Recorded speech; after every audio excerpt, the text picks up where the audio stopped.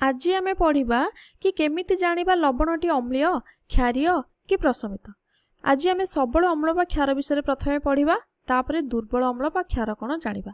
ताले सबल अम्ल बा क्षार कण ना जे कि द्रवणर संस्पर्श रे आसिले संपूर्ण रूपे भांगी आमु किछि चार्ज दउछि। सेपरि दुर्बल अम्ल बा क्षार कण ना गोटे द्रवणर उपस्थिति रे बा संस्पर्श रे आसिले एहा आंशिक भाबरे भांगी आमु किछि चार्ज बा आयन दउछि। जदि मो सबल अम्लर उदाहरण कहि परिबि ताले हाइड्रोक्लोरिक अम्ल होई परिबो, सल्फ्यूरिक अम्ल कहि परिबो। ताले एठी मो हाइड्रोक्लोरिक अम्ल को काई नैछि ना एहा एक द्रवण उपस्थिति रे जेमति भी कहि परिबि मो जलर उपस्थिति रे आसिले एहा संपूर्ण रूपे भांगी हमकु H+ आयन आ क्लोरीन माइनस आयन देइथाय। से भली सल्फ्यूरिक अम्ल मु कोन दिए ना H+ आयन दिए, सल्फेट माइनस आयन देइथाय। तेणु आमे एहा को सबल अम्ल बोली कहूचे। सेही भली सबल क्षारर एग्जांपल मु नैछि कोन सोडियम हाइड्रोक्साइड, कैल्शियम हाइड्रोक्साइड नैछि। तो एमाने कोन करंती ना गोटे द्रवण उपस्थिति रे आसिले संपूर्ण रूपे भांगी हमकु सोडियम प्लस आयन आ हाइड्रोक्साइड माइनस आयन देइथांती। तो आमे जानिचे जे OH माइनस आयन दउछि गोटे द्रवणर उपस्थिति रे ता क्षार। तो एटा संपूर्ण रूपे भांगी के हमकु दउछि, तेणु एटा गोटे सबल क्षार हैला।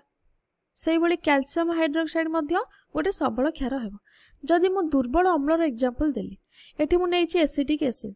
एटा तले जल संस्पर्श रे आसीबो भांगी के कोन दबो ना देखो एता तले जल संस्पर्श रे आसीबो एहा संपूर्ण भांगीबनी, आंशिक रूपे भांगी हमु केटी कोन दबो ना CH3COO माइनस आयन दबो आ H+ आयन दबो। सेही भली H2CO3 बा याको कोन कहंती, याको कार्बनिक एसिड बोली कहा जाय। ये तले हमर जल संस्पर्श रे आसीबो भांगी की हमकु आंशिक भाबरे भांगी H+ आयन आ CO3 माइनस आयन हमकु देइथाय। सेही भली क्षारर उदाहरण रे मु कहि परिबि कोन अमोनियम हाइड्रोक्साइड बा NH4OH। एहा कोन करिवो त याको द्रवण रे हमें पकाइबा, एहा किछि मात्रा रे NH4+ आयन दबो आ OH माइनस आयन दबो। तेणु आमे याको दुर्बल अम्ल बोली कहूचे। काहे कहूचे ना एहा संपूर्ण न भांगी आंशिक भाबरे भांगी हमु किछि आयन देउछि। आम पाखरे बहुत सारा उदाहरण अछि, किंतु एही सब हेउछि साधारण अम्ल बा क्षार जाहाको आमे बहुल भाबरे व्यवहार करिथाउ। एमानकु नै आमे बहुत सारा प्रश्नर उत्तर मध्य करि परिया कि सेमाने अम्लीय क्षारीय कि प्रशमित। एबे चलो किछि लवण नेबा एवं देखिबा सेगुडी को अम्लीय हेउछि ना क्षारीय हेउछि ना प्रशमित हेउछि। प्रथमे मु एठी कोन नेली NH4Cl नेली बा अमोनियम क्लोराइड नेली। एहा अम्लीय क्षारीय कि प्रशमित किपरि जानिबा ना आमे जानिचे अम्ल आ क्षार दुई जण मिसी रासायनिक प्रतिक्रिया करी लवण और जल सृष्टि करंती। तेणु प्रतिक्रिया दी किछि एही भली हेबो।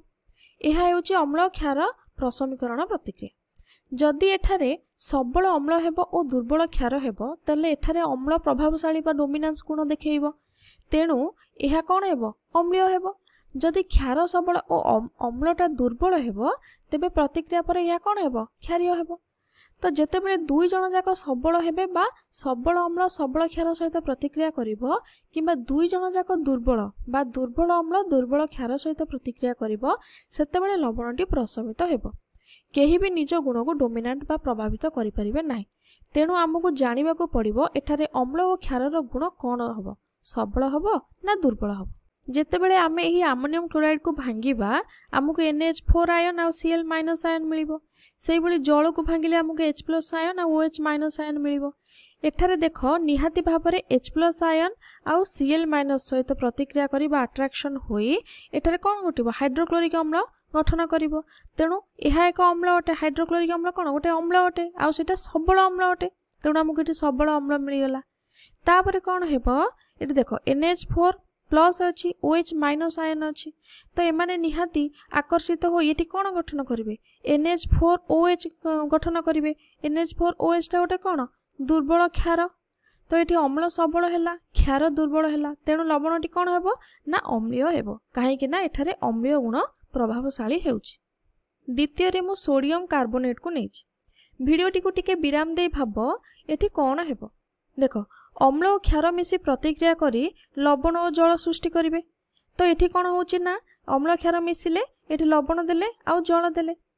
एठी कौन हबो ना जल जतले भांगिबो हमु कौन दबो ना H+ आयन आ OH माइनस आयन दबो। सेही भली Na2CO3 भांगिले हमकु सोडियम प्लस आ कार्बोनेट 2 माइनस आयन देबो।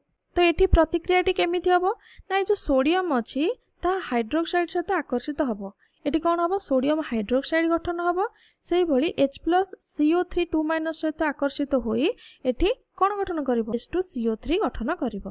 तो ये प्रतिक्रियाटी केमिति हम ना देखो ये सोडियम आयन अच्छी ये हाइड्रोक्साइड अच्छी ताले यही दी जन कौन करेंगे परस्पर को आकर्षित करेंगे आ सोडियम हाइड्रोक्साइड गठन करेंगे तापर कौन हम H+ आयन कौन कर CO3 2- सहित रिएक्शन कर आकर्षित हो कौन कर ना H2CO3 गठन कर आम प्रतिक्रिया कौन मिलला अम्ल रे मिलला H2CO3 आ क्षार रे मिलला NaOH। देखो ये NaOH हूँ गोटे कौन देखो ये सबल क्षार ता माने ये क्षार सबल है आउ अम्ल ये कौन है दुर्बल है ताले क्षार है प्रभावशाली बा डोमिनांट तेणु यहीटा कौन हेबो Na2CO3 टा कौन हेबो क्षारीय हेबो। तृतीय रे मु Na2SO4 को नै ताले आमे कौन जानचे ना अम्ल आउ क्षार मिसी लवण आउ जल सृष्टि करिवे ताले एठी Na2SO4 जेतले भांगीबा मु कौन दबो ना Na+ दबो आउ SO4 2- सल्फेट -2 चार्ज दबो से बली जल भांगिले कौन दबो ना H+ आयन आ OH- आयन दबो। तो एठारे एही H+ आयन टा SO4 सहित रिएक्शन करियो बा अट्रैक्शन हबो एठी कौन दबो H2SO4 गठन कर दबो सेही भली एठी कौन करियो बाकी रहिला एठी OH- आयन रहिला एटा कौन करिवो ना Na सहित आकर्षित हबो एठी कौन गठन करिवो ना NaOH बा सोडियम हाइड्रोक्साइड दबो। देखो एठी H2SO4 कौन H2SO4 होउछ गोटे सबल अम्ल एठी NaOH कौन एटा गोटे सबल क्षार एठी अम्ल भी सबल हैला और क्षार भी सबल हैला। तो एमानक भितरु केही भी प्रभावशाली हेई परिबे नाही बा डोमिनेंट हेई परिबे नाही काहे कि ना दुहे एठारे सबल तेणु कौन हबो ना यह प्रशमित लवण हेबो। सेही भली जदि आमे दुर्बल अम्ल को दुर्बल क्षार सहित प्रतिक्रिया कराइबा ताहाले मध्ये हमकु कौन मिलिबो प्रशमित लवण ही मिलिबो। एही परि भाबरे आमे चिन्हि परिबा लवणटी अम्लीय हेबो क्षारीय हेबो ना प्रशमित हेबो।